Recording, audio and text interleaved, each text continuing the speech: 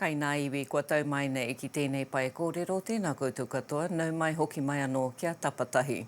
Kia ora and welcome to Tapatahi. Thanks for joining us. Happy birthday, Mariana.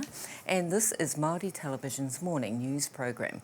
Coming up on today's program, Te Puia's General Manager talks about the financial lifeline they've been given.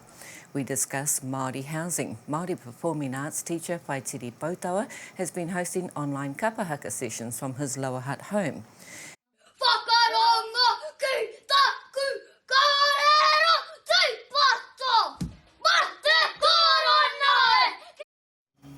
And we hear from a Māori musician chasing his dream in the UK, LEJEUNE. And Dr Sarah Sciascia joins us. Got a lot of whānau who don't have access to the warm, wonderful houses that some of us do. And so I really encourage you, whānau, if you're having trouble with warmth in your whare, then reach out to your local services. All that and more, but first here's Pō Takamaipi with the news. Tēnā koe wena, ata Māori e te iwi.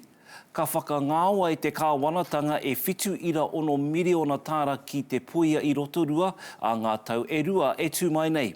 He pūtea tēnei e tino hia tiana e te pakihi i raru i te mate urutā. He tāngā manawa hoki ki te hāpori ka ora i te tāpoe a ao, anei a hita garana. Te manako o ngā kaimahi o Te Puia, kia rangona anō tia e nei whao, o te hunga tūruhi. The New Zealand Māori Arts and Crafts Institute really holds a very important place within Aotearoa.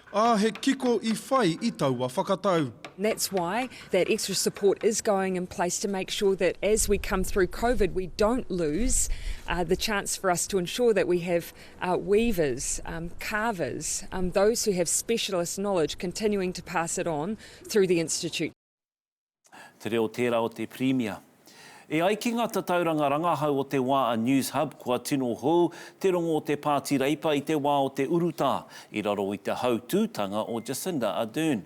Kua kake ngā kaute ki te 56 ira rima o rau, ko tā ngā hua e tohu nei e whitu te kaumārua ngā tūru ka riro I a reipa ki Paremata. No reira kaore he take o te whakakotahitanga o ngā pāti te kōwhiringa pōti I tēnei tau. No reira kahore hoki I kite I te pāti Māori. Engari hei tā te prihitini takirua, a Shay Wilson, ka kōke whakamua. Ko tēnei o ngā tatauranga, koe te tatauranga o te wā, engari ko te tatauranga matua, koe ko te rāpōti. Nā reira, me mārama tonu tātou ki tērā, me te mea nei, e mārama tonu ana mātou o te pāti Māori, e uaua te mahi e tūnei ki mui te aroaro, engari e rei ana mātou, e rite ana mātou, kia kōkiri I tēnei take. Shay Wilson.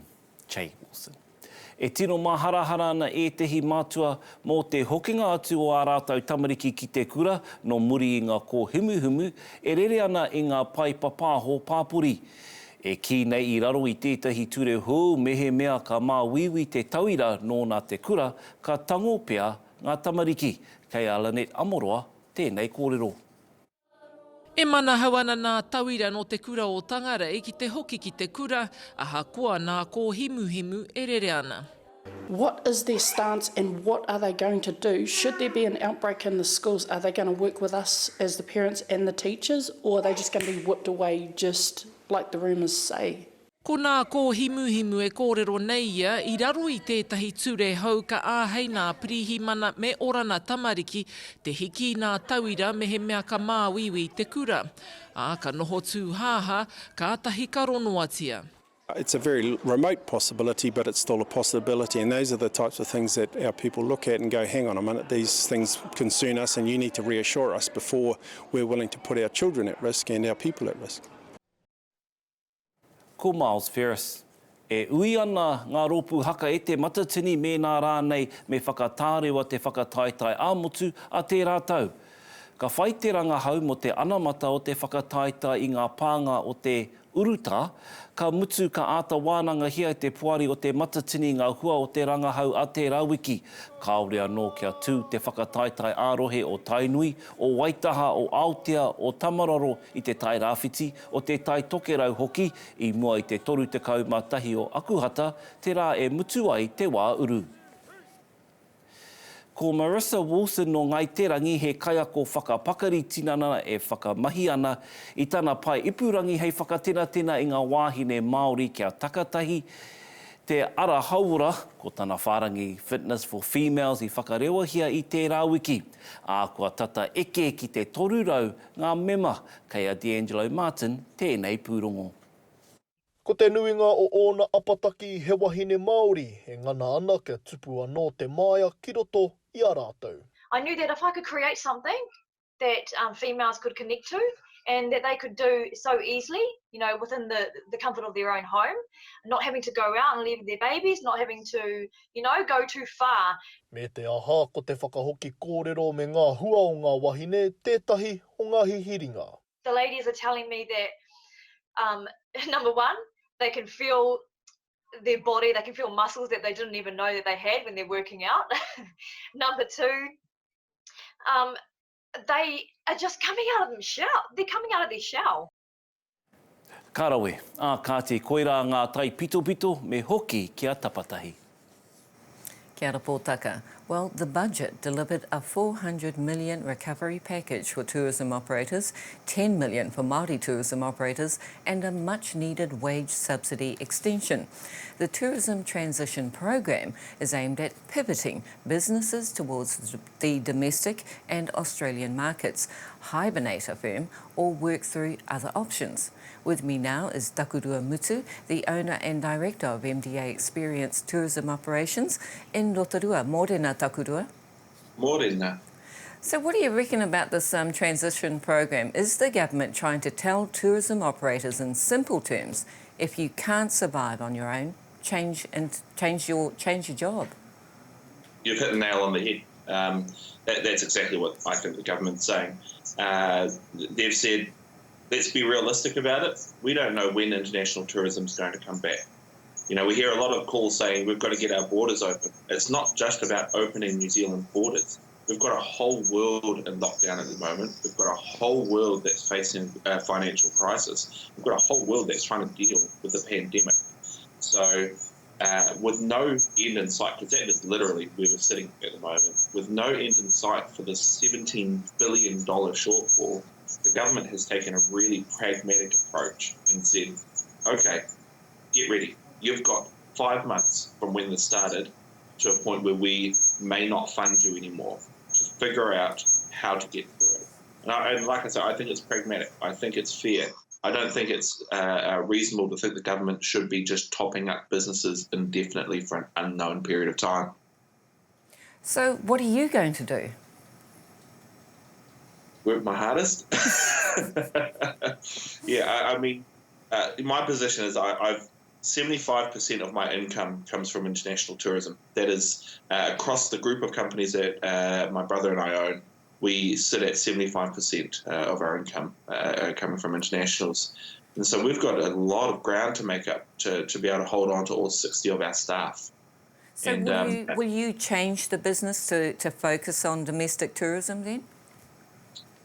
We are already in the domestic tourism space, so we have an element of our business, Mountain Bike Rotorua, which is very strong in the domestic market. So while the entire group makes up, is about 75% international, that one business alone sits at about 80% domestic. So we will bolster the efforts that we've got there. We've redeployed most of our staff over to Mountain Bike Rotorua. To do that, we've had to say, actually forget about profits for the next couple of years.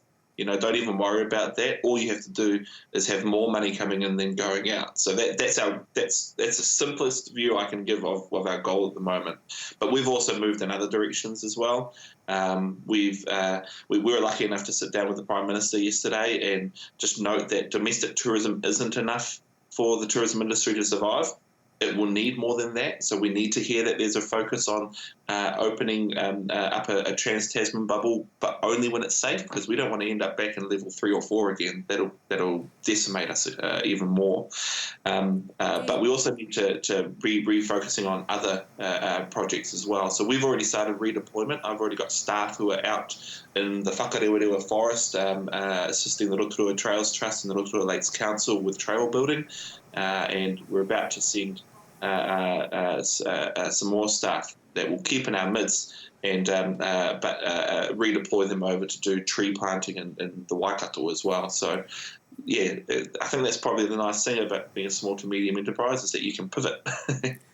Do you think you'll get a cut of that $400 million that the government has delivered for tourism recovery, or even some of the $10 million for Māori tourism operators?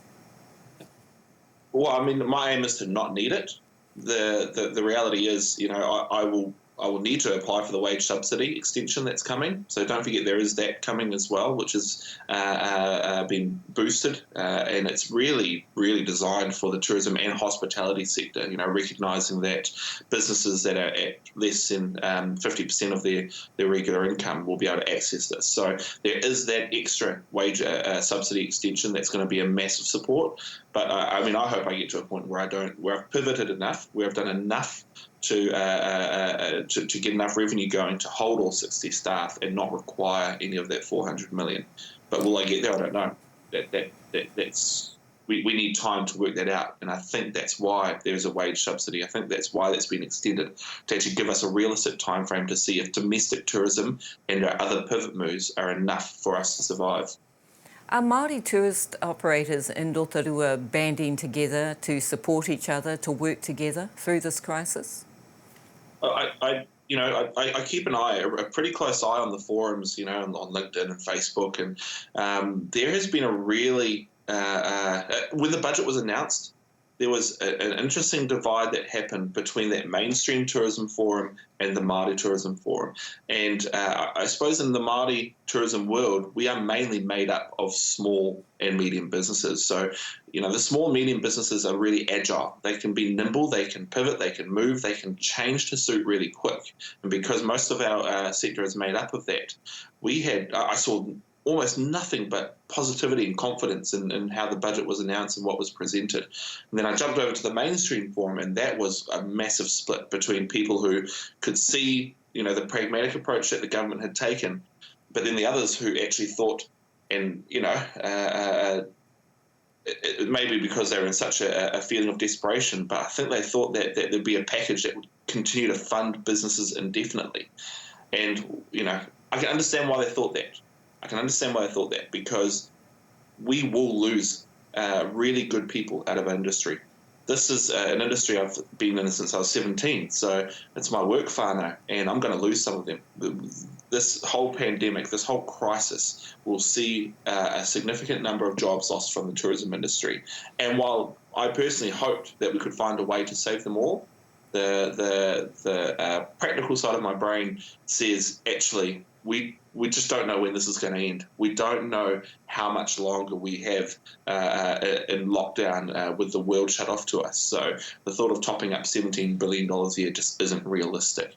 But yeah, there's definitely been a divide between people who believe that there should have been more from the government to keep businesses ongoing indefinitely, and those who have said, actually, this has been a pragmatic approach, and we've got a runway to see if we can make it work.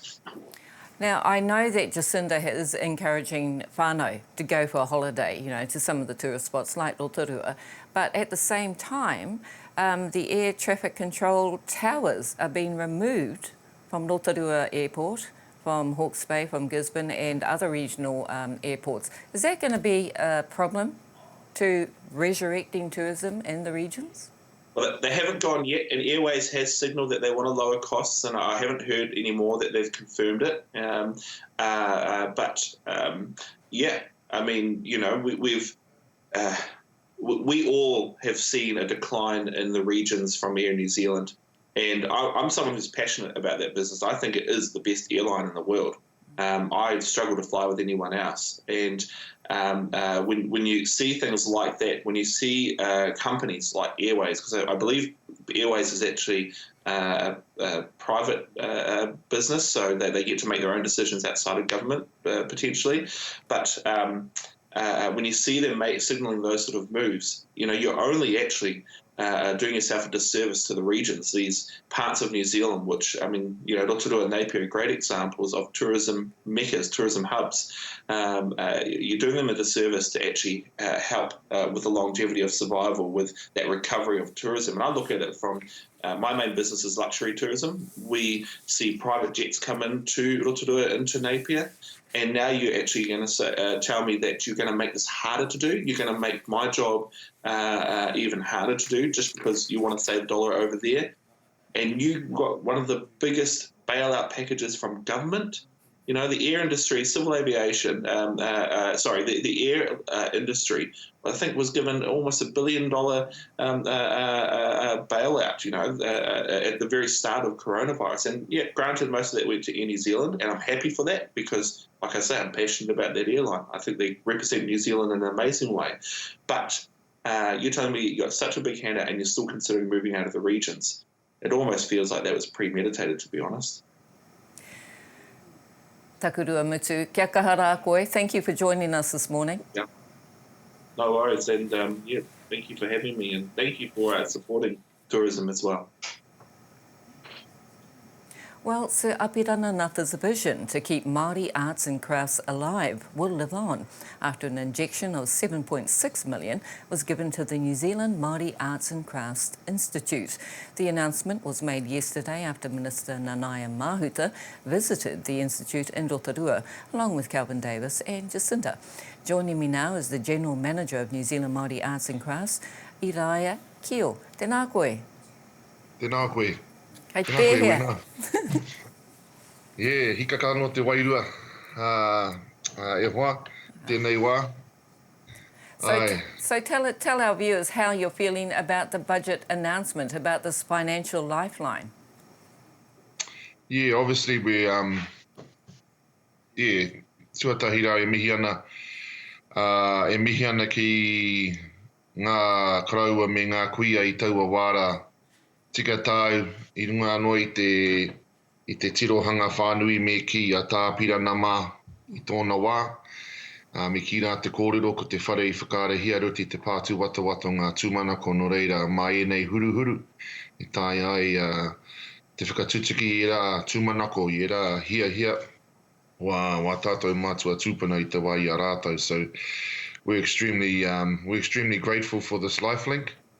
It enables us to carry on that legacy, as you mentioned, established by Tāpirana and all our many karaua and kuia way back in 1926 when New Zealand Māori Arts and Crafts was first established on the reversal of the Tohunga Suppression Act. So our history goes right back to then, and the legacy that started when the Institute was situated at Te Whakarewarewa o Te Ope Taua Wāhiao. So, for 50 odd years when we've never reached out to the government for any support. We've had a strong relationship with them. And yesterday they showed up ākanohine and recognised that relationship. So it was very humbling for us to know that we've talked to this partnership, and although we've worked together, they fronted up and said, we recognise that we have an obligation to support this legacy that's a cornerstone foundation of our nation. So yeah, it was really humbling, and we're extremely grateful that we get a chance to rebuild back now and start to move forward into the future. How does the money work in terms of the Whakarewarewa Joint Trust, which owns and manages the land, and Te Puia Limited Partnership of iwi owners? So in terms of, you're talking in terms of the funding winner, or? In terms of, I know that Te Puia has been vested in a partnership of iwi. Yes. Does it go straight to the iwi partnership, or does some go to the Whakarewarewa Trust, or? Where does This it go? still stays under the current governance. The transition hasn't been made yet. So still our current board. So when that transition happens, yes, the iwi governance will take control of the organisation, and that will kick in due time. But at the moment, we're still currently our board. We haven't gone through that transition yet, and we're with the current board that we had before COVID-19. We get a chance to, I guess, get the organisation back up in the best shape we can before it transitions back into iwi hands. So that's a positive as well. The Institute isn't a stranger to troubled times. So is this going to see more change for the Institute about how it does its business in the future? I think any business, in the kuhuri te ao, kuhuri te ao, we've gone into a new phase now. So I think would be crazy if we say that nothing's going to change. Everyone has to adapt now. And yesterday we're sitting down and talking with two of our tohunga whakairo, with James Rickard, Matua James Rickard and Matua Clive Fugel. And Clive and James have been there through all the ups and downs. Especially Clive has been there since 1967. He says, I've seen it all. And listening to those men is really inspirational. You just have to adapt and change like our tupuna did. So it's nothing new as you say, it's nothing new to Te Puia. The New Zealand Māori Arts and Crafts, through their 53 years, have had many piki me ngā heke, the trials and tribulations. We say that hene moa swam across Rotorua to be with Tutanekai. We've experienced them all, and this is just another one. And our people are very resilient. They're very adaptable to change, like the whakairo, like the raranga. And I'm really, really proud of our people as well. And that was something that after we had to lay that many people off, our people just took that with dignity, and so we know we'll be back, and yep, we'll be doing things a little bit differently as everybody will be, but we're excited at the opportunity to delve a bit deeper into our culture as well, and share those really meaningful experiences, especially with our hunga Māori, with our whānau, with our Kiwi friends and relatives from around the country, to come to Rotorua and experience the wonders that our international guests have been experiencing for so many years. Now it's a chance for us to share that with our own people. So it's really exciting for us as well. What are you looking forward to most? I'm looking forward to getting our students back in. They're the lifelink of our mahi. That's why we do what we do. I'm looking forward to sharing more of our culture, and taking more time with our manuhiri. As in the past, they might pop in and they might only be with us for 45, half an hour to 45 minutes, and we're really going to be encouraging people to stay longer, and to have a look at the many wonderful things we have to offer. We're very fortunate. We have quite a diverse range of products in tourism speak. At Te Puia, we have the Te Whakarewarewatanga, the geothermal valley. We have the Kiwi House. We have our marae. We have our schools. We have our gallery. We have a beautiful restaurant. And just sitting and talking with the people. And we're going to be sharing a lot more than we were. The other beautiful thing, is for the last 5 or 6 years, we've invested heavily into the business. So a lot of the revenue has been generated is invested into our capital assets, so our schools, our wharekai. So now we can share that with our own people. He tino taonga mō te iwi, ne? He tino taonga, ai. Well, thank you very much for joining us, Eraia Kiel, General Manager at Te Puia. Tēnā koe, nā mihi. Kia ora. Well, we'd love to know your thoughts on today's program. Post your feedback on our Facebook page or send us an email, tapatahi@maoritelevision.com. Coming up after the break, we catch up with our favourite Borirua GP, Dr Sarah Sciascia.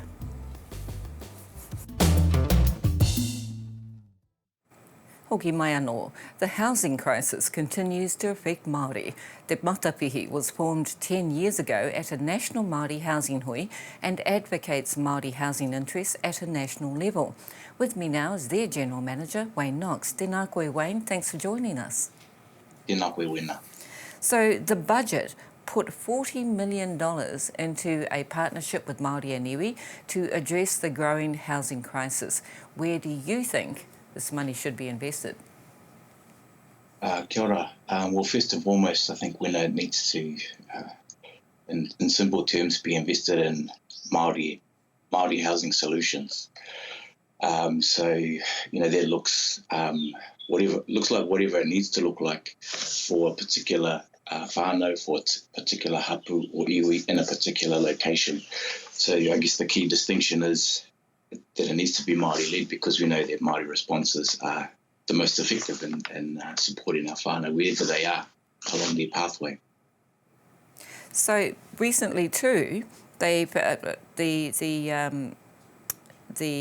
finding of 1 in 3 Māori and Pacifica families living in damp homes was revealed, and the government has had an insulation program and landlords are legally compelled to address the issue. But is it enough? Does this also work in with the housing situation for Māori? Yeah, well, I mean, one thing, that has really been highlighted through lockdown is that there are a lot of serious existing issues for Māori in particular. And whenever we look at, roll the statistics out, it's painfully obvious, whether we're talking about social housing, where Māori make up to 40%, possibly more of the tenants in public housing placements, whether we're talking about more about vulnerable whānau, who, when we look at homelessness statistics, Māori tend to make up over 60%. So issues such as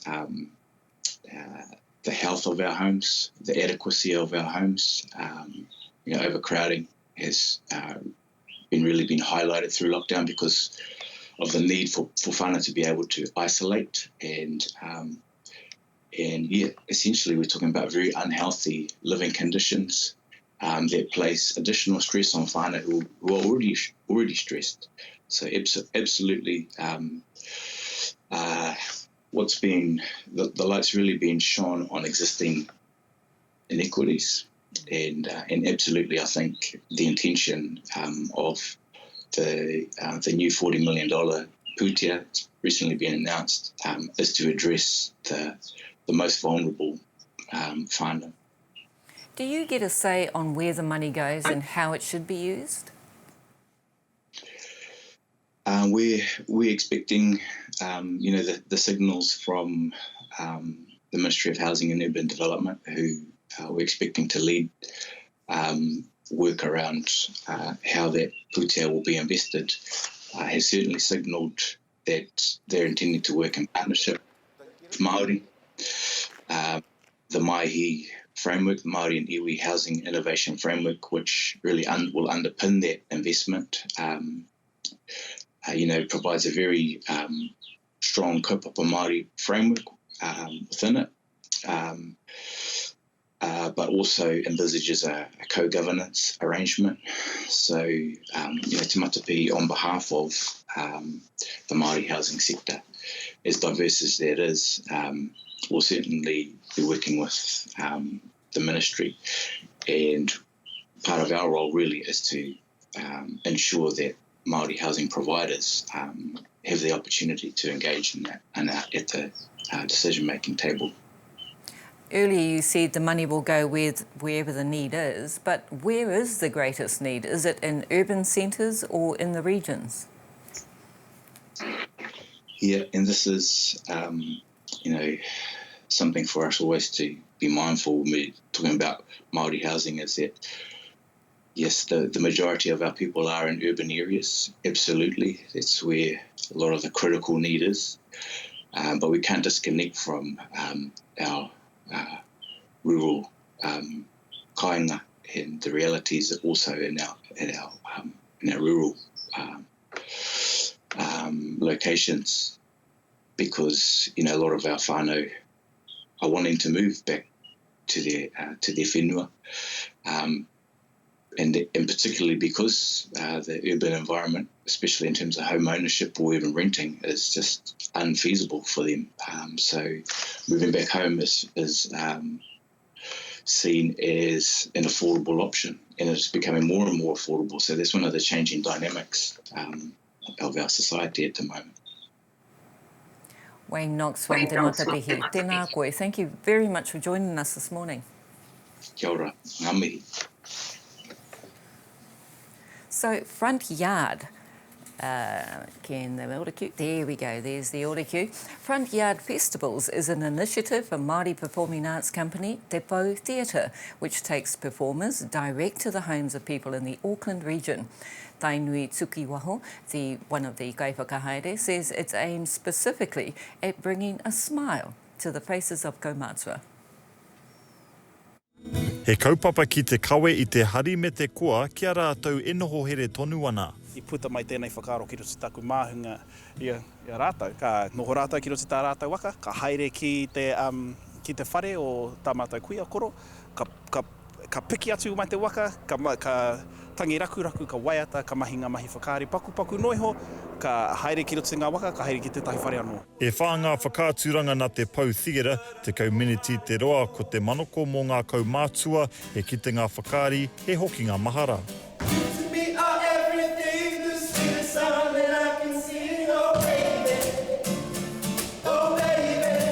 Koe rātou e tahi o ngā waiata mai ngā rau e mua. Ka tae rātou ki te waiata, ko te hiehia, ka waiata o hoki te whānau mai I roto I tā rātou whare.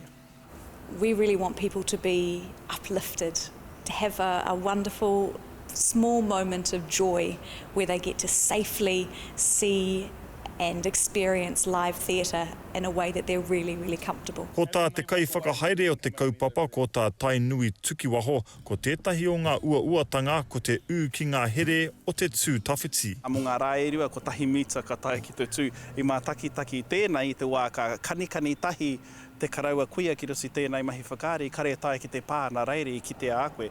Ko pēnei rāua e kanikani ngere ki reira te tangata atu.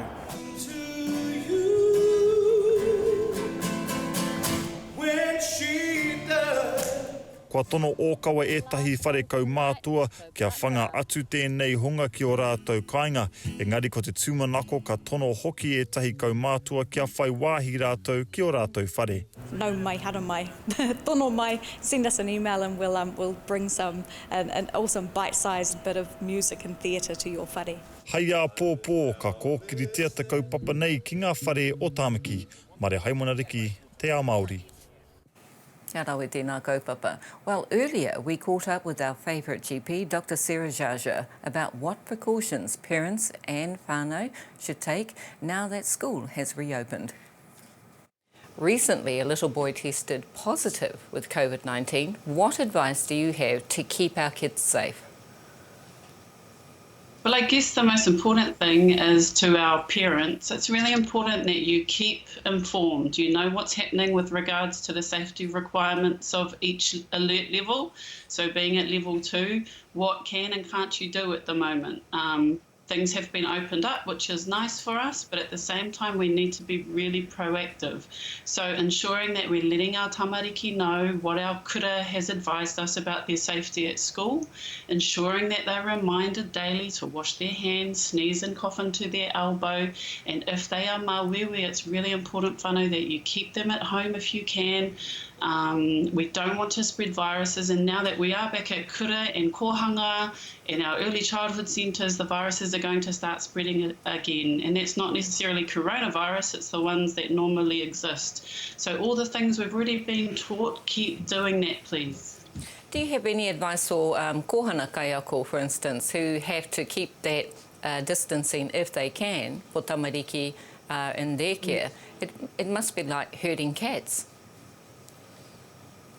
Yeah, and it's particularly difficult for our tamariki. They want to play, they want to engage, they want to touch, And so it's really important that our kohanga teachers as well, that they have a plan in place to try and manage that. And each kohanga reo will be different according to the tamariki that they have and the numbers. So it's just really important to keep the tamariki safe, because kai ako, you will get sick from them too.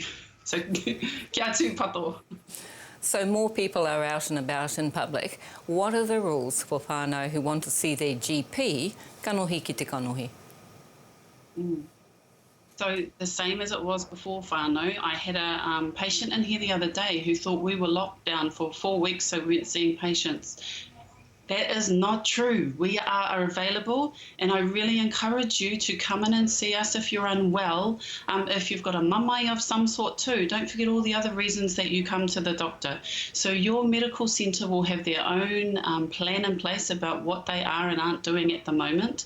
I know here at Orotua Mangava Medical Centre, we are seeing patients if we need to, and I'm certainly doing a whole lot more face-to-face kānohi ki te kānohi consultations, and I appreciate that. It's nice to see whānau, it's nice to hear them, see them smiling and laughing and fix any ailments that I can. Are patients allowed to bring support people in with them to see when they go off to see their GP? In some cases, it's probably required to have a support person. And so that might be a mother of a 2-year-old, that might be a support worker. So yes, you can bring support people. We, as every other business should be, are taking contact tracing measures. So we're keeping the names and the phone numbers of people who come in on what day, and every service out there should be doing that. We try and discourage, if we can, we don't want 4 tamariki in the room, and so each medical centre will have their ways around how they manage that. But yeah, the fewer people we can have in one place for the least amount of time reduces the transmission rate. So we're still trying to manage our waiting rooms, ensuring that we don't have many in the waiting rooms, because that's where transmission is high. So just check out with your medical centre what they require you to do when you arrive. It might be phone them and let them know you're outside in the car. Well, as we head into winter, weather is getting a lot damper and other illnesses are beginning to show. What health advice do you have for our whānau to keep themselves well? Yeah, and it's a difficult one, winter. You know, we've got a lot of whānau who don't have access to the warm, wonderful houses that some of us do. And so I really encourage you, whānau, if you're having trouble with warmth in your whare, then reach out to your local services. I know a lot of medical centres have access to people who can help you with warming things up. That might be accessing second-hand curtains. Someone down the road might have a heater for you, blankets, etc. So reach out in that sense. There's also some funding to be able to improve the warmth of your house as well. So check in with your medical centre. It's really important that on days where the sun is shining, open your windows. Let the air flow through to get rid of that damp, to get rid of the condensation on the windows, making sure that we are still doing the same things that we need to do anyway to keep well, washing our hands, whānau. If you can, don't use the same towel on multiple tamariki over multiple nights. I know it's easy to do that to save the washing, but that also can spread some bugs. So kia tūpato in that sense. Making sure that we're coughing and sneezing into our elbows in the whānau too, and cleaning our surfaces as much as we can. E te iwi, that's all we have time for. Seeing your doctor if you're Maui. E te iwi, that's all we have time for from our favourite GP, Dr Sarah Sciascia. Tēnā koe, thanks for your time. Tēnā koutou te whānau. Hakati, hea ho whakaaro mo wā mātou kaupapa. Pōhi mai ki runa i a pukamata, I mera mai rānei, tapatahi @MaoriTelevision.com. Kia huri ake tātou I naenei ki nā tai pito pito o te wā. Tēnā koe wena, atamari e te iwi. Tōna tikanga hei te rangi nei ka horaina e te Premier Jacinda Ardern ngā whakamahuki a te taumata ohiti tuatahi. Engari hei te rāhina rāno mōhi o tiai, āhia te motu ka heke ki taua taumata. Kaore he tangata tuatu kua pāngia i te mate urutā, engari e whāngā take onehe kua tāpiri hia atu ki te tōpūtanga tūroro. Nō reira kua eke tērā kaute ki te 1,503. Ka whakangāwa i te kāwanatanga e whitu ira ono miliona tāra ki Te Puia i roto rua a ngā tau e rua e tū mai nei. He pūtea tēnei e tino hia tiana e te pakihi i raru i te mate urutā. Hei tā ngā manawa hoki ki te hāpori ka ora te tāpoi a ao. E ui ana ngā Kapa Haka e te matatini, me nā rānei e whakatārewa te whakataitai āmotu a te rātau. Ka whai te rangahau mō te anamata o te whakataitai i ngā pānga o te urutā, ka mutu ka ata wānanga hia e te puari o te matatini i ngā hua o te rangahau a te rāwiki. Kaore anō kia tū te whakataitai ārohe o Tainui, o Waitaha o Aotea, o Tamararo i te tai rāwhiti, o te tai tokerau hoki, i mua i te toru te kau mā tahi o Akuhata, te rā i mutu ai te wā uru. Hei whakatepe ake te kau mā ono ngā tangata kua mauherea, he rawa ko tahi miliona tāra kua hūkea ake no muri te urutomotanga atu o ētahi whare i te mātaua Māori. Ko te hokotanga atu o te taimiri pī me te taru rauhia, te aronga o te māpū kino nei. Hei tā te hunga prihi mana ko te nuinga o te hunga i mauherea, he me mamangaru. Ka tū te nuinga o rātau ki mua i te aroaro o te kōti arohe o here taunga i tēnei rangi tonu. Kāti, koe nā te tāku mo tēnei wā, ka hoki ki a koe wena. Kia ora pōtaka. Well, Māori performing arts teacher Whaitiri Poutawa has been hosting online Kapa Haka sessions from his Lower Hutt home since the beginning of lockdown. His videos have had more than 40,000 views and his audience is international. He has even composed a coronavirus haka. Here's a video of that haka.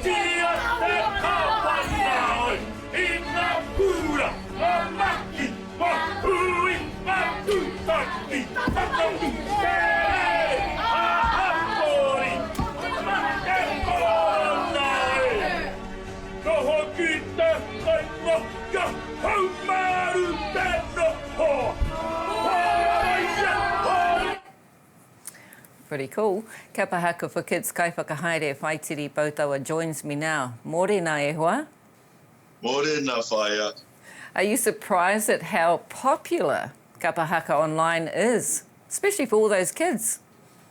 Yeah, we were actually. We were hoping to reach out to 20 to 50 of the families that we already work with in the schools that we teach in the hut. And after that first session got the response that it did, it took us by surprise. So we knew we were onto something that was going to sustain itself through the lockdown. It just was a case of trying to keep it engaging. And I think that was probably why people keep tuning back in. So you've been going for a few weeks now. Who had the original idea to set this all up? I teach Kapa Haka in about 32 schools a year throughout Hutt Valley Porirua area, and I love my job. I absolutely love being in front of the tamariki and engaging with them and sharing our culture. So to be put into lockdown and have my passion kind of taken away from me, I knew for my own mental health that I would have to do something. And so my wife, Samara, she suggested, hey, why don't you run something on Facebook Live, send it out to our principals and see what they come back with and see if they can't spread it out to their families. So, I guess I owe it to my wife. She's a teacher as well, so she's always thinking ahead. Mm. Behind every great man, Ehua, there's a woman. So what's the greatest difference between teaching Kapa Haka online compared to teaching Kapa Haka in class? The response. I've been teaching Kapa Haka now for 10 years in schools, and I've always been against online resources, because an online resource can't read the room. It can't tell if a particular child in the group needs some attention. It can't tell if the group needs a dad joke to lift the mood, or if they're finished with this waiata and they just want to move on. So I think the biggest difference is having the response and having that engagement. I always start my lessons off, tēnā koutou tamariki mā. And because I'm back in schools now, or back in a few, yesterday, just to hear the kids at Ramwick School down at Lower Hutt, just to hear them give me back that karanga, that tēnā koe matua whaitiri. I says, oh, hey guys, I'm actually going to do it again because I've missed it so much. So 40,000 people, an international audience. What sort of feedback have you been getting from those people overseas? I think the three biggest feedbacks that we've been getting, the first one is from our Māori families that are living abroad, especially in Australia, second generation Australian-born Māori, crying out for a resource that they can feel comfortable to use, that's accessible, that they don't feel whakamā about having to get everything right the first time, a resource that moves at a really nice pace for them. So access for culture, for our whānau living overseas, that's probably the biggest one. The second one, actually was probably the biggest one, is our non-Māori families. So much feedback, and actually most of our participants for Kapa Haka for Kids on Facebook were non-Māori. And a lot of the feedback we're getting from parents is that their children were in a safe environment. They didn't feel any expectation. They were just able to enjoy the Kapa Haka in a really, like I say, in a really friendly, a really accessible in a really accessible way, without having, that whakamā that comes with trying to pronounce Māori words for the first time. Yeah. Tell me about the coronavirus haka that you composed. Kia ora. So the haka I composed, I put it together because whenever I am teaching Kapa Haka, I always say, hey, look, these are our stories, this is our history, and this is our culture, and this is our narrative. And haka is a really, really powerful expression for children because they're allowed to be loud and they're allowed to be expressive. And for a lot of our tamariki as well, maybe they don't want to be loud, maybe they don't want to be so open, but the haka still gives them a channel for voicing, I guess, their opinion, or for even just getting rid of some of that energy or letting some of that energy out. So by writing a haka now, while we're in lockdown, or about 4 weeks ago when we were in lockdown, it just makes the story relevant for the tamariki. So they can say, hey, look, when we do this haka, this is our story. We're not doing a haka from World War II, or we're not doing a haka from a land march 15 years ago. This is our haka from our story that happened when we were living through it. And that's why the language in the haka is really simple, so kids can get their mouth around the words, the speed and the pace, and even the length of the haka. Everything about that haka is designed for children to be able to express their story through that haka. Tēnā koe I wēnā whakamārama, Whaitiri Poutawa. Thank you for joining us. Kia ora ra. Kia ora. Well, we'd love to know your thoughts on today's program. Please post your feedback on Facebook or send us an email, tapatahi@maoritelevision.com. Coming up after the break. Kia ora anō. LEJEUNE is a man of many instruments chasing his dreams in the UK music industry. COVID-19 has thrown a spanner into the works but hasn't stopped him. Here's some behind-the-scenes footage of Michael performing.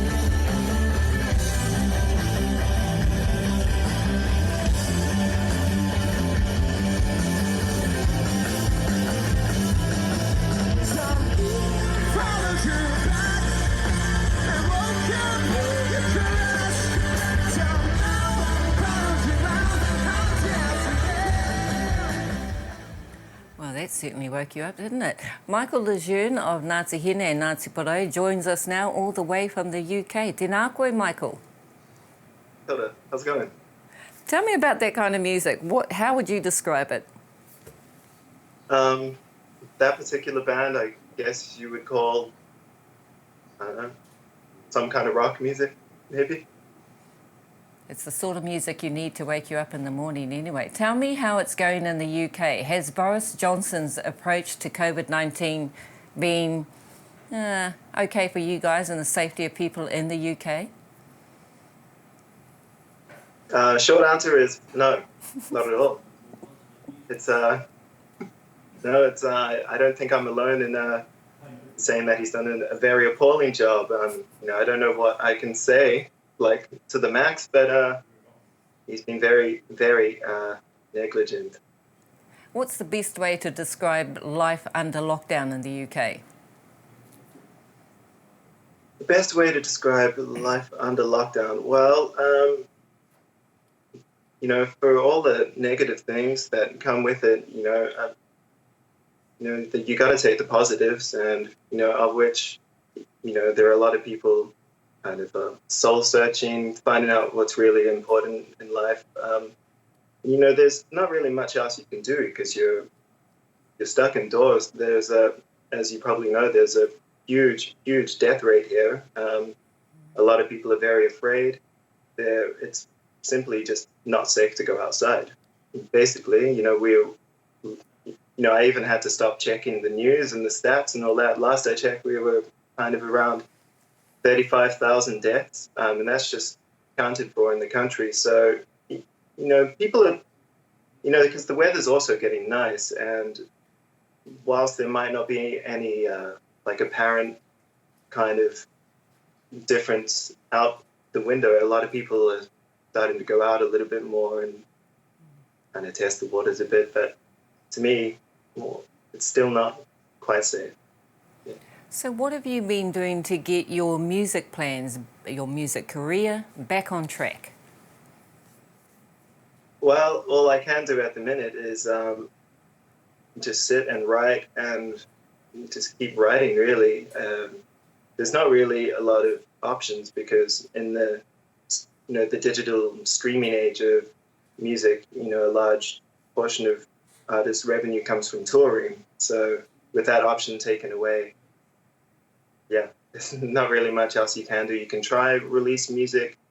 You know, this is obviously uncharted territory for everyone in the music industry. And, you know, we're not, even when it's safe to play again, we're not sure if people will feel safe coming out to shows en masse again. You know, it might take a while. Or who knows, they might all just be happy with it and all come out as soon as the lockdown lifts. So, yeah, I mean, there's huge uncertainty, but in terms of being an artist, you simply got to push on, really. I mean, yeah, don't stop. Yeah. What about online performances? Quite a few artists here in New Zealand have been doing a lot of online collaborations, releasing new songs online. Is that something that you're also looking at? Oh, yeah, absolutely, yeah. Ideally, I'd like to do it with my band, but, you know, syncing up technology and that sort of thing could prove to be a hassle. But yeah, a lot of people are finding ways around it, and yeah, so yeah, it is just a matter of doing that. I mean, I am sitting on a lot of new music that needs to come out. Tell me about all the instruments you play. Well, I play guitar primarily. I play drums, I sing, play a bit of keyboard. That's about it. Oh yeah, there I am. And do you do a lot of composing as well? Oh yeah, absolutely, yeah, 100%. Is there anything that I would have heard of? No, probably I would not have heard a lot of your music, but is there anything that you've released here in New Zealand? Yeah, I played on and off with a band called I Am Giant for on and off for about 7 or 8 years. Yeah, they're well known in New Zealand, other members from New Zealand as well. So yeah, that's probably the most likely band you've heard of. Any musical inspirations here in New Zealand or overseas? Oh yeah, I don't even know where to start. But you know, it's New Zealand Music Month, and every day I'm posting something that, you know, from way back in my childhood, you know, memories every day, which is bringing up a lot of great memories, and it's encouraging a lot of conversation from friends who've also forgotten about songs and things as well. So yeah, that's actually a really deep question. I don't know where to start. Well, look after yourself, we'll start. And thank you for joining us, Michael LEJEUNE, all the way over in the UK. Koe nā tapatahi mo tēnei wiki e hoa, mo tēnei rā e hoa. Kia piki te ora te kaha me te māramatana ki a koutou katoa, hai ko nā mo tēnei wā.